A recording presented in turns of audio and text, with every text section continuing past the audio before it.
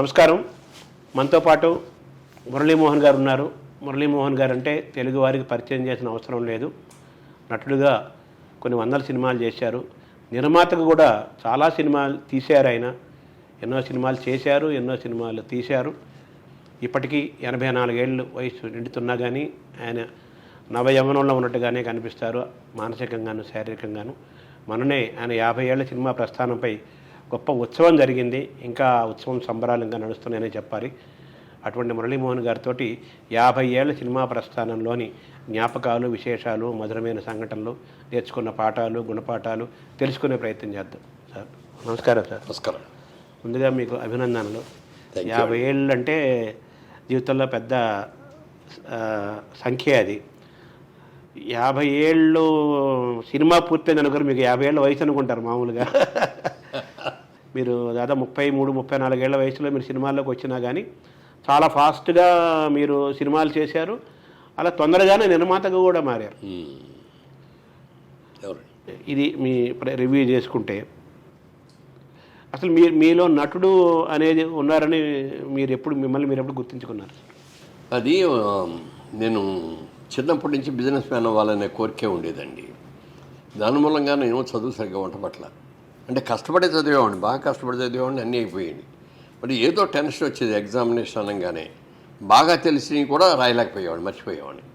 సరే, అది 2 సార్లు ఇంటర్మీడియట్ 2 సార్లు ఫెయిల్ అయ్యాను. అలాగే అంతకుముందు SSLC అని ఉండేది, సెకండరీ స్కూల్ లీవింగ్ సర్టిఫికేట్ అని, అది 2 సార్లు ఫెయిల్ అయ్యాను. ఇది మనకు వంట పట్టదులే, ఇది మన బిజినెస్ మీద ఉంది అని డెసిషన్ తీసుకున్న తర్వాత ఏమైందంటే బిజినెస్ చేద్దామంటేనేమో డబ్బులు లేవు. మా నాన్నగారు బిజినెస్లో కొంత దెబ్బతింటాం మూలంగా, కానీ ఆయన పొలిటికల్ దీంతో ఉండి ఎక్కువ కాన్సన్ట్రేషన్ దాని మీద చేసేవారు. ఆయన ఆదిలాబాద్ జిల్లాలో ఉండేవారు, కాంగ్రెస్ వైస్ ప్రెసిడెంట్గా ఉండేవారు అప్పుడు. సరే, ఉద్యోగం చేద్దామంటేనేమో డిగ్రీ లేదు, ఏం చేయాలి అని ఖాళీగా కూర్చున్నాం. నాతో పాటు మా ఫ్రెండ్స్ బ్యాచ్ డిగ్రీ పూర్తి చేసి ఉద్యోగం కోసం వాళ్ళు పనుల్లో ఉన్నారు. ఈ టైంలో ఒక రోజున పేపర్లో వచ్చింది, మెడ్రాస్లో ఆంధ్ర క్లబ్లో తెలుగు నాటక పోటీలు జరుగుతున్నాయి, రాదలుచుకున్నారు అందరూ పోటీల్ని, మీ అప్లికేషన్లు పంపబడ్డారు. అది చూసాం. అది చూసిన తర్వాత మాలో ఒకళ్ళు ఎవరో అన్నారు, అది రామిరెడ్డి గారు, దానికి గుత్తా రామిరెడ్డి గారని అయింది. మా ఊరే, మా చిన్నాన్న గారికి తోడు. ఆయన ది ప్రెసిడెంట్, దానికి సెక్రటరీ ఆంధ్ర క్లబ్లో. ఇంకో ఆయన ఉన్నాడు చటర్జీ గారు అని, ఆయన పెద్ద ప్రొడ్యూసర్ అయ్యారు తర్వాత, ఆయనేమో జాయింట్ సెక్రటరీ.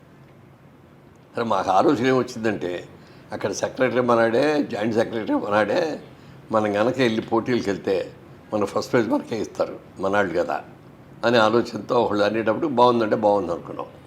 అని మా ఊర్లో ఇట్లా రెగ్యులర్గా నాటకాలు వేసేవాళ్ళు ఉన్నారు అక్కడ. అంటే ఆయన దగ్గరికి వెళ్ళాం. కృష్ణ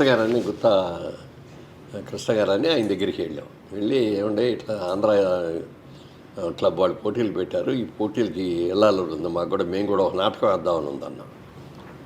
అంటే ఆయన చెప్పాడు, నాటకం అంటే కనీసం 3 నెలలు రిహార్సల్ చేయాలి, నాటకం చేయలేరు మీరు, ఇప్పుడు నాటికి చేయించుతాం మీతో. నాటకం మేము ఆల్రెడీ చేస్తున్నది ఉంది, ఆ నాటకం మేము ఇస్తాం పోటీకి, మీరేమో నాటికి ఇవ్వండి, మీ నాటికి తయారు చేయించాలన్నాడు. సరే, రిహార్సల్ మొదలు పెట్టేదాన్ని ఎవడూ రాడు సరిగ్గా. నేను ఒక్కడే సిన్సియర్గా వెళ్ళినట్టుగా వెళ్ళేవాడిని. సరే, ప్రాక్టీస్ చేసాం. స్క్రూటినీ చూడటం కోసమని KVS శర్మ గారు అని ఉండేవారు, మీకు గుర్తుంది? KVS శర్మ గారు, మోహన్ దాస్ గారు అని ఒక ఆర్టిస్ట్ ఉండేవాడు. అప్పుడు పెద్దగా వేషాలు వేయలేదు కానీ చాలా సినిమాల్లో చేశాడు. వాళ్ళిద్దరు కలిసి స్క్రూటినీ జడ్జ్ చేసుకు వచ్చారు మా ఊర్లో. ఆ రోజు మా ఊరు హై స్కూల్లో చిన్న స్టేజ్ అది కట్టి, చాటపర్లో స్టేజ్ అది కట్టి, ఆ స్టేజ్ మీద మా గుత్తా కృష్ణారావు గారు, మా గురువు గారు, అయిన నాటకం నేర్పింది ఆయన. అసలు డైలాగ్ ఎలా చెప్పలేదు కూడా. వాళ్ళేమో నాటకం వేశారు, మేమేమో పోలీసు అని ఒక నాటకం వేసాం. మేము వేసిన పోలీసు అనే నాటకంలో పోలీస్ క్యారెక్టర్ నాది, హీరో క్యారెక్టరే. ఎన్టీఆర్ మన దేశ సినిమాలో ఆయన పోలీస్ క్యారెక్టర్ వేసినట్టుగా నాటక రంగంలో మీది కూడా ఫస్ట్ పోలీసే. అదే, ఆయన ఇన్స్పెక్టర్గా అప్పటికి నాటకాలు చాలా వేసాడు ఆయన. అవును, ఆయన వేశాడు. ఆయన గుంటూరు కాలేజీలో స్టూడెంట్గా ఉన్నప్పుడే చాలా నాటకాలు వేశాడు. జగ్గయ్య గారు, ముక్కామల గారు, ఇట్లా కొంతమందితో వాళ్ళు బాగా. KVS శర్మ గారు కూడా ఆయనకి ఫ్రెండ్, వాళ్ళని వేసేవాళ్ళు. అవునండి. సరే, మన వచ్చాం, చూసాం. ఊళ్ళో వాళ్ళందరూ మేము చేస్తాను చప్పట్లు కొట్టారు. అబ్బో భలే ఉందని అనుకున్నాను. ఆ రోజు నైట్ డిన్నర్ మా రామిరెడ్డి గారు, గుత్తా రామిరెడ్డి గారు అన్నయ్య గారు ఉన్నారు మా ఊళ్ళో. ఆయన నైట్ డిన్నర్కి వాళ్ళ ఇంట్లోకి పిలిచాడు. సరే నేను వెళ్ళాను. ఆయన వెళ్ళిన తర్వాత మా వాళ్ళు ఎలా చేశారు అన్నాడు. అంటే నవ్వాడు ఆయన. అది కదండి సెలెక్ట్ చేస్తానా మా వాళ్ళని అన్నాడు. అంటే అప్పుడు చెప్పాడు ఆయన, ఏమంటే మీరు ఇంత ఇదిగా అడిగిన తర్వాత నేను చెప్పకుండా ఉండదు, లెక్క ప్రకారం అయితే చెప్పకూడదు మేము ఎవరు కూడా. రాళ్ళు రత్నాల నాటకం బ్రహ్మాండంగా వేశారండి, పెర్ఫార్మెన్స్ అన్నీ చాలా బాగున్నాయి, కానీ సబ్జెక్ట్ బాగాలి, ప్రచార నాటకం లాగా ఉంది అది. ఇకపోతే పోలీస్ అనేది ఏమో సబ్జెక్ట్ చాలా బాగుందండి, కానీ ఎమిచ్యూర్గా ఉంది, అందరూ కూడా సరిగ్గా లేదండి, అందుకని 2 సెలెక్ట్ చేయట్లేదని చెప్పేశారు. మీ అందరూ చాలా డిసప్పాయింట్ అయ్యారు. ఊళ్ళో వాళ్ళందరూ భలే చేసేవారా, బ్రహ్మాండంగా చేసేవారా, చాలా బాగున్నవారా, పాత్రలో బాగున్నారు మీరు నన్నాళ్ళల్లా అది 2 సెలెక్ట్ కావాలని కూడా డిసప్పాయింట్ అయ్యాం. అప్పుడు రామిరెడ్డి గారు ఉత్తరం రాశాడు. అప్పుడు ఈ ఫోన్లు ఇవన్నీ కూడా సరిగ్గా లేవు. ఫోన్లో అంటే ట్రంకాలు బుక్ చేసి అది వచ్చి ఇవన్నీ జరిగే పనులు కూడా కాదు. ఆయన కార్డు రాశాడు, ఇట్లా పలానా రోజు నుంచి పలానా రోజు వరకు ఇప్పుడు నాటకాలు పోటీలు ఉన్నాయి, వారం 1 వీక్ 5 డేస్ ఇది పెట్టారు. అప్పుడు మీరు కూడా రండి చూద్దురు గారు నాటకం అంటే ఎట్లా ఉంటుందో అని అన్నాడు. సరే వెళ్ళాం. మొదటి రోజు నుంచి ఆ నాటకాలు చూస్తాడండి. ఊర్లో ఇదే నాటకం అంటే ఎంత బ్రహ్మాండంగా చేస్తారండి అందరూ కూడా. సినిమా అనేది అది కట్లుగా తీస్తారు, ఇది అలా కాదు, మొదలుపెట్టి కానీ చివరి దాకా అసలు ఆపడానికి వీలు లేకుండా డైలాగ్ చెప్తూ యాక్షన్ చేస్తూ ఒకళ్ళేమో నీళ్లు పెట్టుకుంటూ నవ్వుతూ అన్ని రకాలు అన్నీ చేయాలి. లైవ్ కదా అది, లైవ్ చూసి అబ్బో అనిపించింది అని ఒక ఇంట్రెస్ట్ కలిగింది. మనం కూడా అవకాశం ఉంటే చేద్దామని. ఆ తర్వాతే మా గుత్తా కృష్ణారావు గారు అన్నైనా మా రాళ్ళు రత్నాల్లో హీరో క్యారెక్టర్ వేరే చేస్తున్నాడు, అది నువ్వు చెయ్యన్నాడు. సరే నేను అది చేశాను. 2-3 ప్రదర్శనలు అయినాయి. ఆ టైంలో అనుకోకుండా బిజినెస్ సెటిల్ అయింది. మా చిన్నాన్న గారు అని, ఇప్పుడు ఆ రామిరెడ్డి గారు అన్నగారు అన్నయనే గుత్తా మాణిక్యాలరావు గారు అని, ఆయనకి ఏలూరులో కిసాన్ ఇంజనీరింగ్ కంపెనీ చాలా కాలంగా బిజినెస్ ఉంది. ఆయన tractors, oil engines, electric Motors ఇవన్నీ డీల్ చేస్తాడు.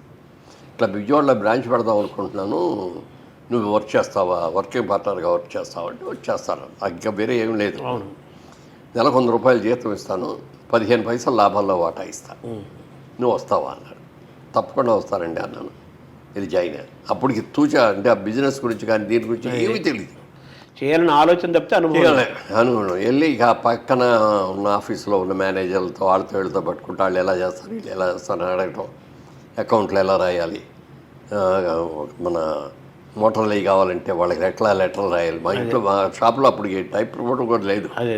పక్క ఆయన దగ్గరికి వెళ్ళి ఒక లెటర్ రాసి పెట్టండి అంటే ఆయనే ఇంగ్లీష్లో రాసి దాన్ని టైప్ చేసిస్తూ ఉన్నాడు. అలా చాలా 2-3 ఏళ్లలో బాగా నేర్చుకున్నాను. బిజినెస్ బ్రహ్మాండంగా చేశాం. 4 years అయిన తర్వాత ఒక రోజున పెద్ద ఆయన మా చిన్నాన్నగారు వచ్చి, ఇట్లా నాకు కుదరట్లేదు దీనికి దానికి, నా షేర్ ఇచ్చేద్దాం అనుకుంటాను, ఎవరో వచ్చి అడిగారు, కానీ నువ్వు వర్కింగ్ పార్ట్నర్గా ఉన్నావు కదా, నీకు ఇవ్వకుండా వాళ్ళకి ఇవ్వటం అనేది భావ్యం కాదు, నువ్వు తీసుకుంటారంటే నీకే ఇచ్చేస్తాను, తీసుకో అన్నారు.